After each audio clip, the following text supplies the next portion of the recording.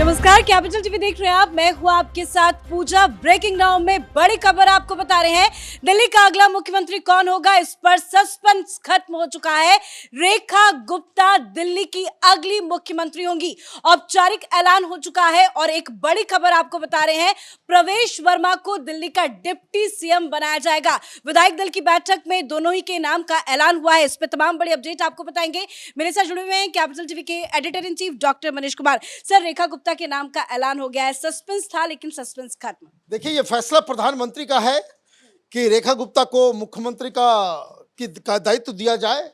एक चीज जो समझ में आ रहा है कि परसिस्टेंट तरीके से आप संगठन के साथ जुड़े हुए रहेंगे, संगठन के साथ काम करते रहेंगे।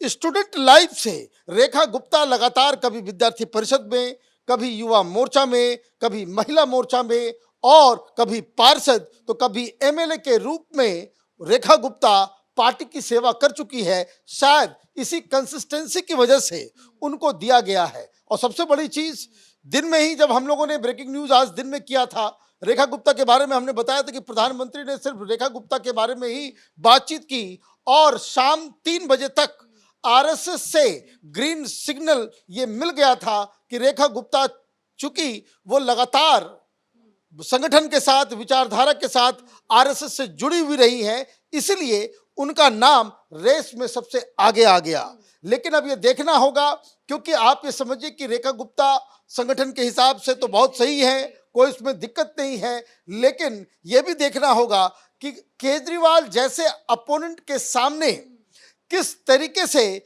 ये आगे उन चुनौतियों को देख पाती हैं, कर पाती हैं। और अभी इसमें और भी कई सारी चीजें हैं, जैसे डिप्टी सीएम के रूप में बनाया गया प्रवेश वर्मा को। अभी 5 और मंत्रियों के नाम जो है वो तय होने हैं। तो इसका मतलब यह है कि सस्पेंस खत्म हुआ है। एक ऐसे लोगों को बकायदा कमान संभालने के लिए दिया गया है, चाहे प्रवेश वर्मा हो, चाहे रेखा गुप्ता हो। ये दोनों ही लोग बिल्कुल हिंदुत्व की विचारधारा में बिल्कुल पूरी तरीके से वो सराबोर रहे हैं।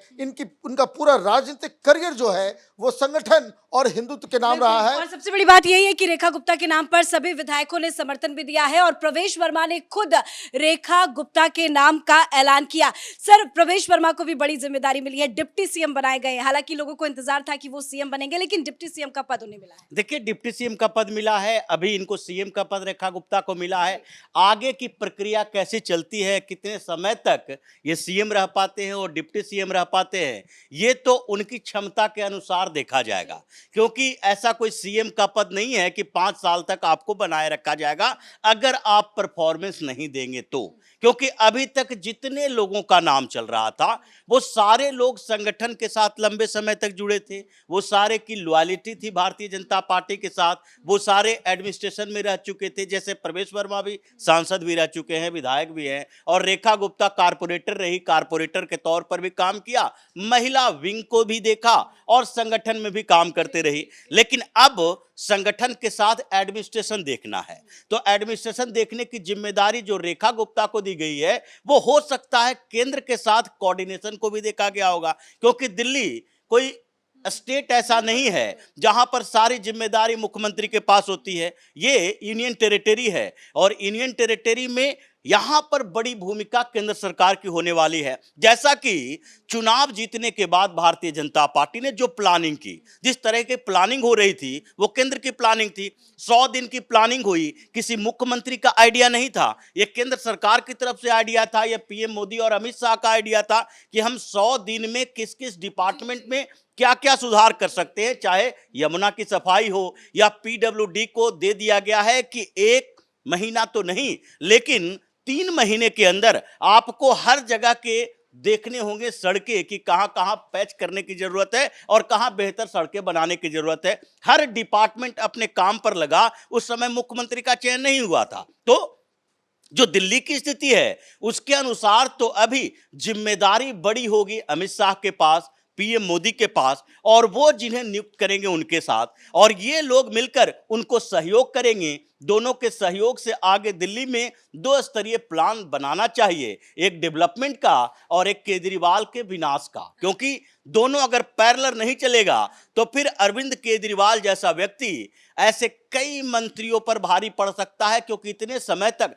भारतीय जनता पार्टी के दिल्ली यूनिट के किसी नेता ने इतनी क्षमता नहीं दिखाई कि अरविंद केजरीवाल को सीधे तौर पर फाइट दे सके। अब चुनौती और बड़ी है और इसके लिए भारतीय जनता पार्टी अपनी रणनीति पर आगे बढ़ेगी। बिल्कुल, और केंद्र सरकार की बड़ी जिम्मेदारी होती है दिल्ली को लेकर, तो केंद्र सरकार तो पूरी तरह से तैयार है, लेकिन दिल्ली में प्रवेश वर्मा और रेखा गुप्ता को आगे किया गया है। सर, पहले शीला दीक्षित रही, सुषमा स्वराज भी रही, आतिशी मार्लेना भी रही, अब रेखा गुप्ता को बीजेपी लेकर आई है। क्या महिला कार्ड ही एक मेन फैक्टर था जिस वजह से रेखा गुप्ता को सीएम बनाया गया? देखिए, 2 चीजें इनके फेवर में गई, इनफैक्ट 3 चीजें। एक तो महिला सीएम है नहीं, और महिलाओं की बात, महिलाओं के वोट से भारतीय जनता पार्टी को कई सारे राज्यों में फायदा हो रहा था, तो एक महिला फेस जो है वो इनके फेवर में गया। दूसरा, ये बनिया समुदाय से आती हैं, ये भी दिल्ली के हिसाब से अगर आप देखें तो वो भी इनके एक फेवर में गया। और तीसरा जो सबसे बड़ा फैक्टर रहा वो ये कि ये लगातार संगठन से जुड़ी हुई रही। अब राजीव ने बिल्कुल सही कहा कि जैसे बहुत सारे ऐसे लोग हैं जो पूर्णकालिक भी रहे, इनफैक्ट आरएसएस में पूर्णकालिक भी रहे, जितेंद्र महाजन पूर्णकालिक रहे, आशीष सूद पूर्णकालिक भी रहे कुछ समय के लिए। इन लोगों ने भी संगठन के लिए बड़ा काम किया। अब देखना यह है कि प्रधानमंत्री मोदी ने क्या पूरा सिस्टम, क्या योजना बनाई है, क्या रोल रेखा गुप्ता का होगा और क्या रोल प्रवेश वर्मा का होगा। ये दोनों ही फेस होंगे दिल्ली के सरकार के। रेखा गुप्ता की तस्वीरें भी दिखा रहे हैं, जब आज वो बीजेपी दफ्तर पहुंची तो उनका स्वागत फूल और पटका के साथ किया गया। हालांकि सभी विधायकों का स्वागत इसी तरीके से किया गया, लेकिन जब रेखा गुप्ता आई होंगी तो उन्हें भी नहीं पता होगा कि उनके नाम का ऐलान हो जाए। देखिए, जो प्रक्रिया है वो मैं आपको बता दूं, जो पर्यवेक्षक गए थे उनको भी जब वहां मौजूद हुए तो उनको मालूम नहीं था कि भाई किसका नाम आएगा।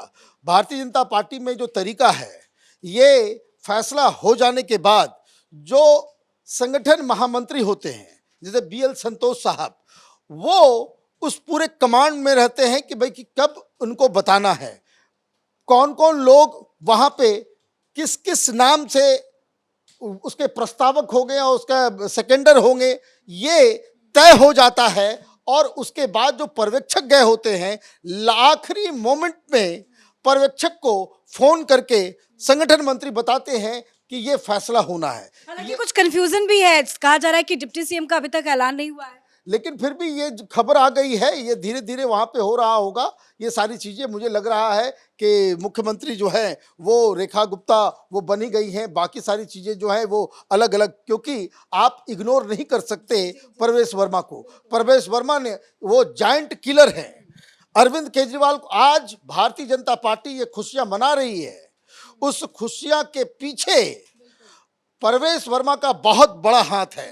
केजरीवाल अगर जीत गया होता तो ये खुशी मुकम्मल नहीं होती, पूरी तरीके से नहीं होती। मनीष सिसोदिया का हारना और अरविंद केजरीवाल का हारना भारतीय जनता पार्टी की जीत को पूरी तरीके से मुकम्मल करता है।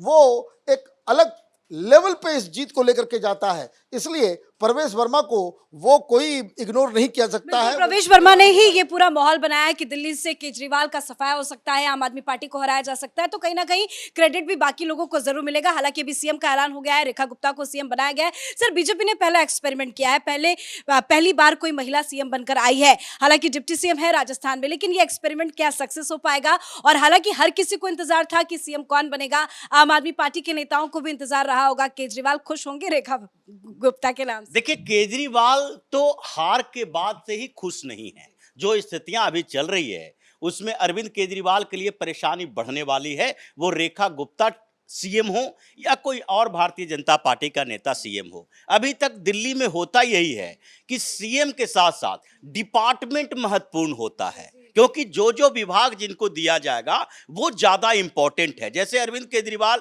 सीएम था तो वो कभी कोई डिपार्टमेंट ही नहीं रखा, बिना पोर्टफोलियो का सीएम बने रहे अरविंद केजरीवाल। अब रेखा गुप्ता सीएम बनी है तो ये कौन कौन से पोर्टफोलियो इन्हें दिया जाएगा, डिप्टी सीएम के पास कौन कौन से डिपार्टमेंट होंगे और मंत्री कौन कौन सीनियर हैं, किनके पास क्या अनुभव है, उस विभाग का मंत्री बनाया जाएगा। ये महत्वपूर्ण है क्योंकि यहां यूनियन टेरिटरी में भारतीय जनता पार्टी का एक्सपेरिमेंट है कि अगर यहां पर सक्सेस हुआ तो और जगह पर भी दिया जाएगा। और अभी की स्थिति में जो दिल्ली में आतिशी मार्लेना सीएम थी लास्ट में, और उसके बाद भारतीय जनता पार्टी के ऊपर हो सकता है एक मोरल प्रेशर भी होगा कि अरविंद केजरीवाल आगे सीएम बनने की दावेदारी किया था, लेकिन लोगों ने आतिशी मार्लेना के खिलाफ वोट दिया, केजरीवाल के खिलाफ वोट दिया कि हमें हो सकता है एक महिला सीएम चाहिए।